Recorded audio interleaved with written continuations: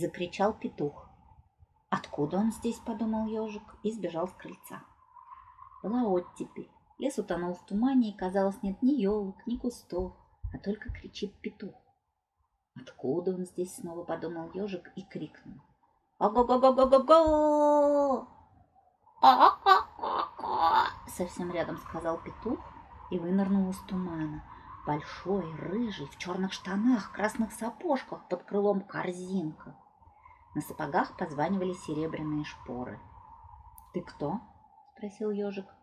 «Я король», – важно сказал петух, величественно снял шляпу и раскланялся.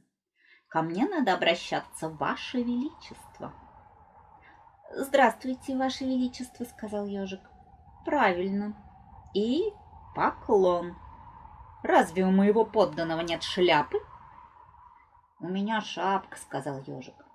«Несите». Ежик сбегал в дом и вернулся в шапке. «Что ж», — сказал король, — «крепкая меховая шапка. А мы вот сюда перышко». И он достал из-за пояса и приладил к ежикиной шапке перо. «Пробуем». «Что?» — спросил ежик. «Ну, репетируем поклон». «Здравствуйте, ваше величество», — сказал ежик и, как умел, подмел перед собой шапкой снег. «Очень хорошо». «А зачем корзинка?» – спросил ежик. «Весна, сморчки». «Но, ваше величество, ведь зима». «Весна, сморчки», – упрямо повторил король. «Ага». Ежик секунду помолчал. «А мы, ваше величество, сморчков не берем». «Кто это мы?» «Ну, мы с медвежонком», – сказал ежик. «А разве в моем королевстве медведи едят грибы?» «Да он раньше не ел», — смутился ежик, — «а со мной привык». «Давно дружите?» «С детства, ваше величество». «Правильно. А теперь пригласите вашего короля в дом и напоите чаем». «С удовольствием. А давно?»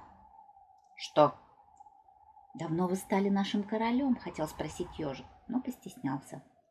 «Давно вы в лесу?» — спросил он. «С рассвета». «Устали, небось?» Ежик вел петуха в дом и раздул самовар. Король важно сел к столу и снял шляпу. «Скоро придет медведь». «Медвежонок-то скоро, ваше величество».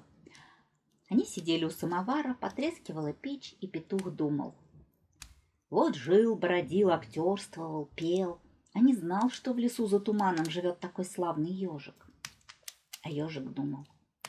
Он совсем не такой сумасшедший, просто ему, наверное, непривычно в шпорах, в лесу.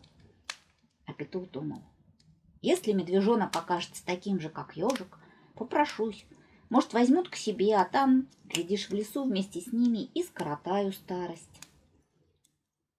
«Вы пейте, пейте, ваше величество, зернышек поклюйте».